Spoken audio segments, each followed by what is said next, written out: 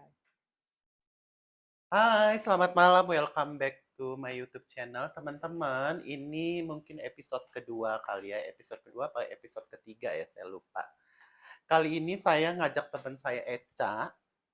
Mbak Eca ini adalah seorang paralegal. Paralegal adalah seseorang yang mengetahui tentang pengetahuan tentang hukum dan HAM, tapi bukan pengacara. Benar Bukan, nggak? yes. Jadi aku tambahkan sedikit, Uh-uh. paralegal itu adalah orang yang mempunyai keahlian tentang hukum, tapi dia bukan seorang pengacara, tapi dia paham terkait tentang mekanisme pengaduan kasus. Istilahnya jadi kayak asistennya pengacara gitu. Oke.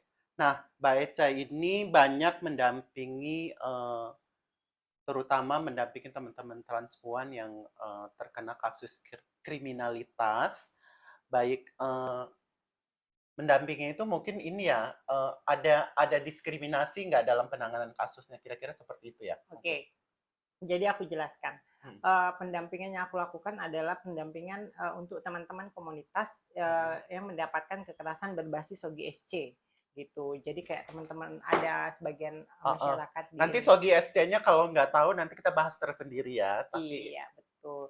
Jadi teman-teman ini kan banyak sekali masyarakat yang masih transfobia terhadap teman-teman komunitas gitu. Jadi kayak ada ujaran kebencian tanpa ada kesalahan apa-apa, mereka mukul, mereka membuli, mereka mendiskriminasi kayak gitu. Jadi banyak sekali sih diskriminasi yang dialami oleh teman-teman, mulai dari bully, dari sampai ada stigma yang aneh-aneh lah gitu buat teman-teman kayak gitu. Mbak Eca ini sekarang kerja di ini ya, di suatu organisasi. Ya, betul. Aku kerja di satu organisasi dan aku juga bagian dari Boleh paralegalnya. disebutkan organisasinya apa? Oh, boleh. Aku bekerja di organisasi Arus Pelangi dan juga aku bagian dari paralegalnya CRM, Crisis Response Mechanism untuk wilayah DKI Jakarta. DKI Jakarta atau bisa ke Jabotabek juga? Bisa juga kalau memang dibutuhkan bisa sampai ke Jabodetabek bahkan sampai ke daerah-daerah gitu. Jadi kadang ada temen yang dari daerah di luar Pulau Jawa itu konsultasi nanya mekanisme penanganan kasusnya gimana, apa yang harus dilakukan kayak gitu sih. Itu jadi bisa sharing ke teman-teman juga. Oke, nah Mbak Eca, 1 tahun ke belakang nih, berapa kasus yang ditanganin?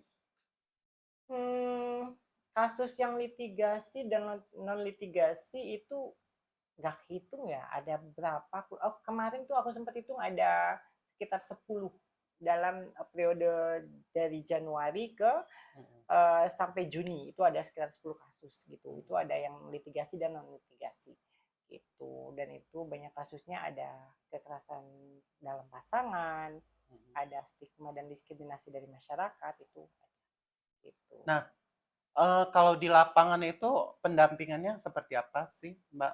Belum sampai ke litigasinya, di lapangannya seperti apa? Kalau kasus di lapangan nih sebelum kita melaporkan, kita kan pertama nih mekanismenya kita tanya dulu. Kita menggunakan 5W1H gitu. Apa tuh 5W1H? Bukan Uh, bukan 5 waria 1 homo kan? oh bukan saya. Jadi 5W1H ini kita nanya kapan, di mana. Aku takut Si salah nih urutannya nih. Kapan, di 5W. mana, Where, why? apa ya? Aku lupa juga deh. Gitu. Pokoknya itu Indonesianya kapan, di mana, siapa, Waktu ya kalau waktu dan apa gitu aku iya. lupa. Dan kenapa bisa terjadi kalau nggak salah Yes, how-nya itu iya, ya. who. Uh, Kenapa itu bisa terjadi gitu. Nah, jadi sebelum kita mendampingi kasus, kita harus tahu dulu nih apa sih yang menjadi akar permasalahannya gitu. Jadi aku biasanya kalau lagi dampingin kasus, aku menggunakan strategi 3A apa tuh gitu. 3A? Amati, analisis, baru action gitu. Jadi amati kasusnya dulu, kita amati. Setelah kita amati, kita analisis kasusnya apa nih. Kita harus melangkah seperti apa, baru kita turun ke lapangan, kita action. Baru action. Kayak gitu. Suka dukanya apa sih dalam pendampingan? Suka dukanya tuh banyak banget gitu. Suka dukanya terkadang ada kendala dari keluarga. Kendala dari keluarga dalam arti keluarga tidak mau melanjutkan kasusnya gitu. Dan juga kadang dari korban yang tidak mau melanjutkan kasusnya. Karena kalau di setiap saya mendampingi kasus, pasti itu apa namanya tanya ke korbannya dulu nih, keputusan semua di tangan korban. Kalau dia mau lanjut, hayo, enggak ya sudah. Karena kita mikirkan psikisnya korban juga gitu, mentalnya korban, psikisnya apa dia ada trauma kayak gitu. Jadi kita tanyakan dulu. Kalau dia mau lanjut ya, hayo kita lanjutkan gitu. Dan juga kadang ya ada beberapa oknum gitu, aku nggak nyebutkan itunya, jadi ada beberapa oknum kepolisian yang juga suka ngebully kayak gitu. Ada beberapa sih yang kayak ngebully, kayak mentertawakan kayak gitu. Itu kadang itu jadi kayak bukan dilema ya, jadi kayak kendala di lapangan yang bikin kita males datang lagi untuk melapor, dibully, di stigma itu. Iya. Jadi cuman kupikir gini ya, kita teman-teman komunitas punya hak yang sama, baik itu dalam menikmati fasilitas layanan umum, bahkan sampai harus mendapatkan keadilan yang setara di negara kita sendiri. Karena kita teman-teman komunitas bagian dari warga negara gitu, dan negara harus memenuhi semua kebutuhan teman-teman komunitas gitu. Jadi nggak ada pembedaan dengan warga Oh, lainnya ya, nggak ada. Kalau untuk segi hukum, menurutku kita semua sama setara di gitu, mata setara hukum di ya. mana hukum. Dan yang di mindsetku adalah kita berhak apa atas hak diri kita sendiri gitu. Dan teman-teman komunitas, baik itu yang CIS ataupun yang komunitas, itu mempunyai HAM dari dia lahir sampai dia mati. Gitu. Dari dia lahir dia sudah punya HAM. Bahkan Iya. sampai dia mati pun dia masih punya Bahkan HAM di katanya situ. waktu masih dalam kandungan pun itu udah HAM-nya Iya, udah ada itu ya. sudah ada. Tapi sekarang kalau di mindsetku setelah dia lahir, dia punya hak untuk hidup, dia untuk besar, dia untuk sekolah, itu dia punya hak. Bahkan sampai mati pun dia punya hak dimakamkan secara layak gitu. Jadi menurutku ya, HAM itu bersifat universal gitu, tidak bisa dikurangi dan tidak bisa dilebih-lebihkan. Gitu sih. Lelah nggak sih kerja gitu? Kalau Lelah, jujur bukan, kalau kerja gini ini kan panggilan hati ya, betul. panggilan hati harus emang benar-benar panggilan hati. Sebenarnya lelah nggak?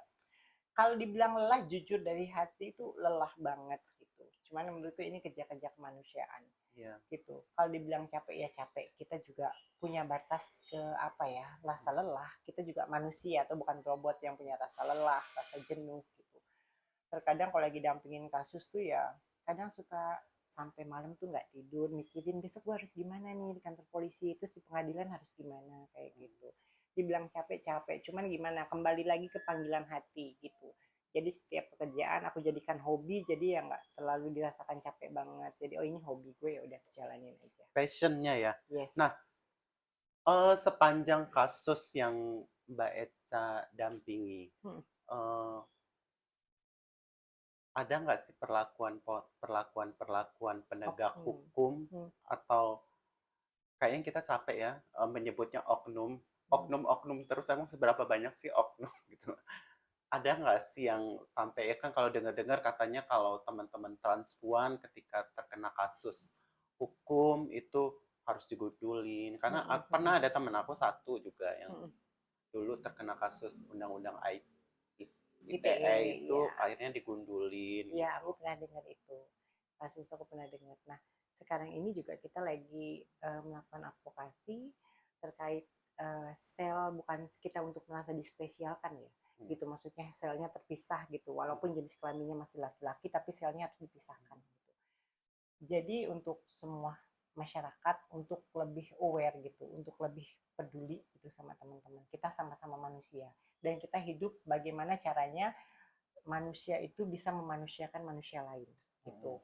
Jadi kalau dia di penjara dipisahkan yaitu untuk menghindari pelecehan seksual, stigma dan diskriminasi di dalam penjara. Bukan kita mau dispesialkan gitu. Dan juga kenapa kita melakukan advokasi agar tidak dipendekin rambutnya atau dibotakin, karena kan menurutku itu hak privasinya dia ya gitu, itu hak privasi, kebebasan dia untuk berekspresi gitu, selama dia tidak melakukan kriminalitas, melakukan pelecehan seksual di muka umum, dia nyaman dengan dirinya dan tidak merugikan orang lain, ya itu oke, nggak ada masalah gitu.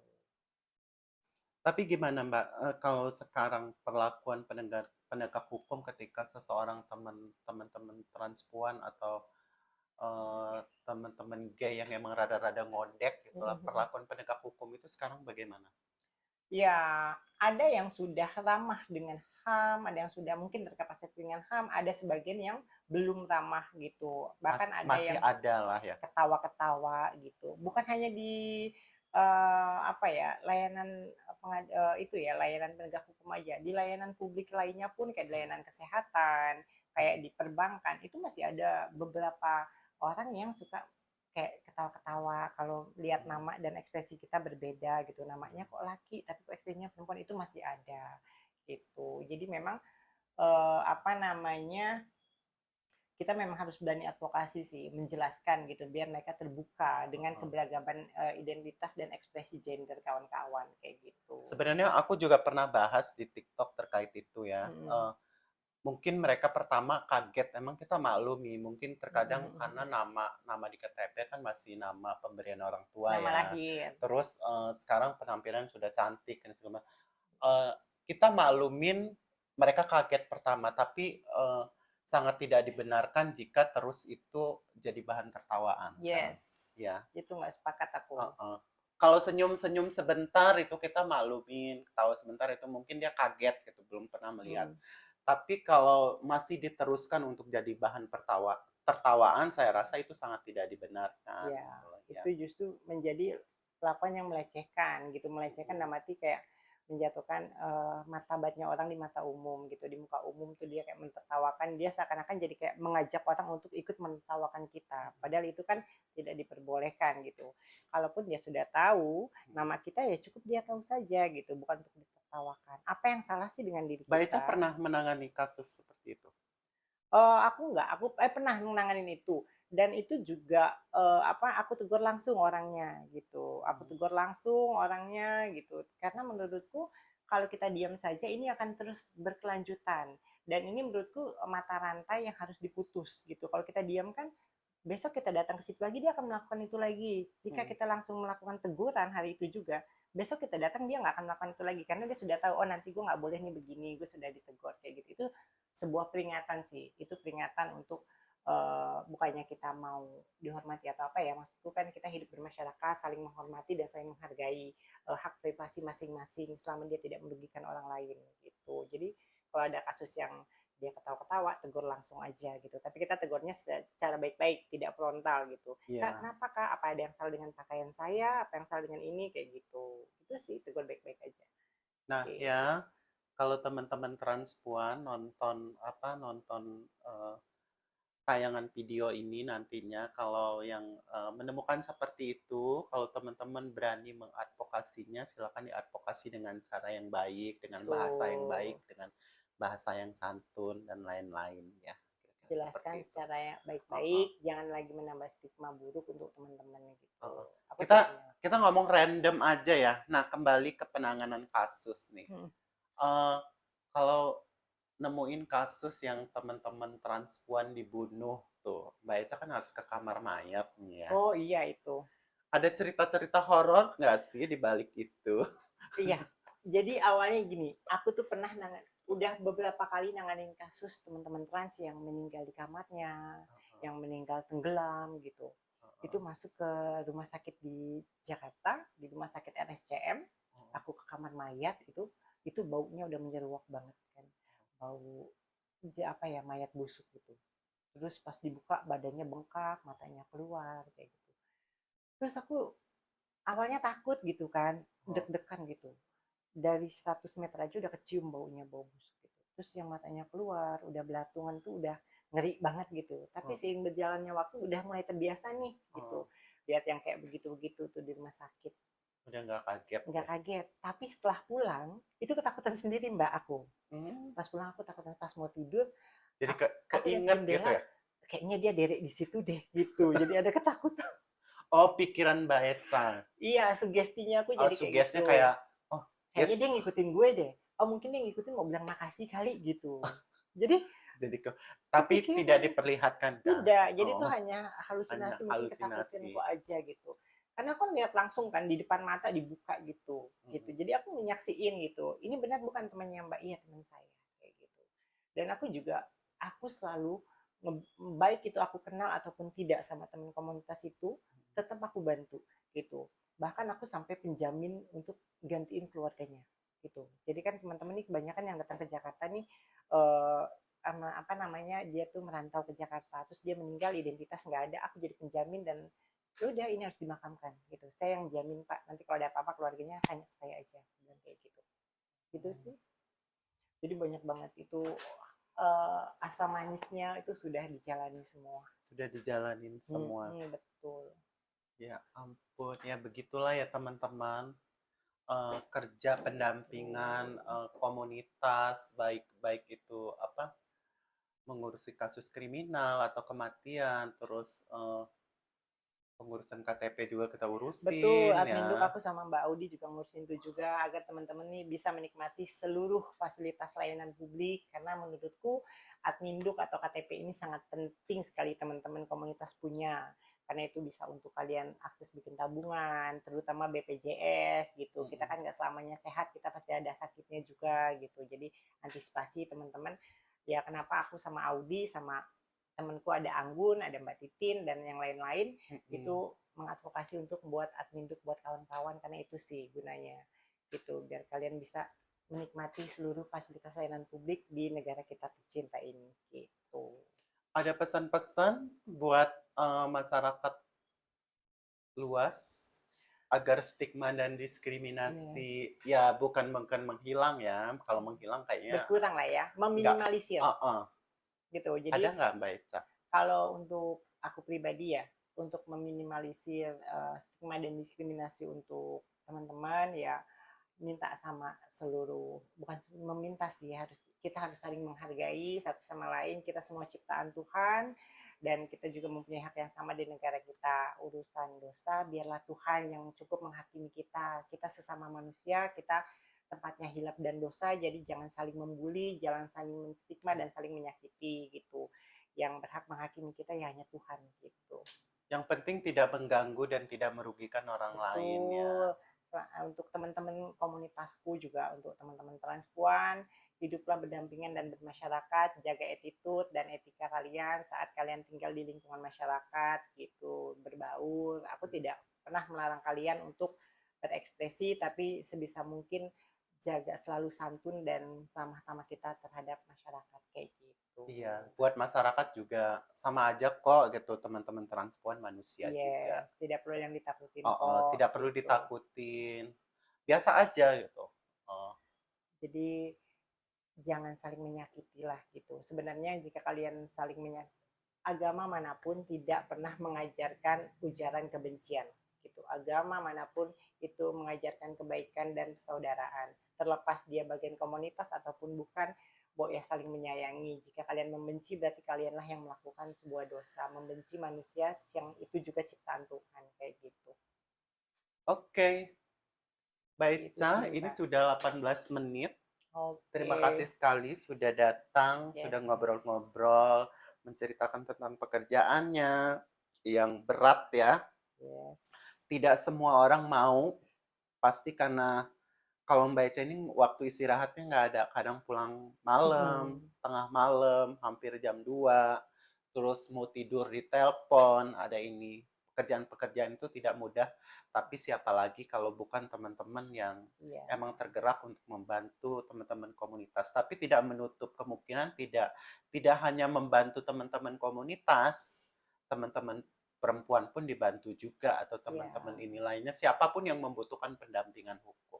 Iya, pokoknya untuk teman-teman transpuan, you are not alone. Kalian tidak sendiri, ada kami di sini, keluarga kedua untuk kalian. Dan aku juga makasih banget sama Mbak Audi sudah ngundang aku ke singgasananya ini. Ini bukan singgasana sih sebenarnya, lebih kayak gudang ya. Tapi tempatmu nyaman banget gitu, adem tempatnya. Gitu. Hai, jangan lupa ya di like dan di subscribe ya, agar aku lebih banyak bikin video-video edukasi tentang kemanusiaan atau tentang apa ya, tema-tema yang lainnya ya. Bye. Oke, makasih.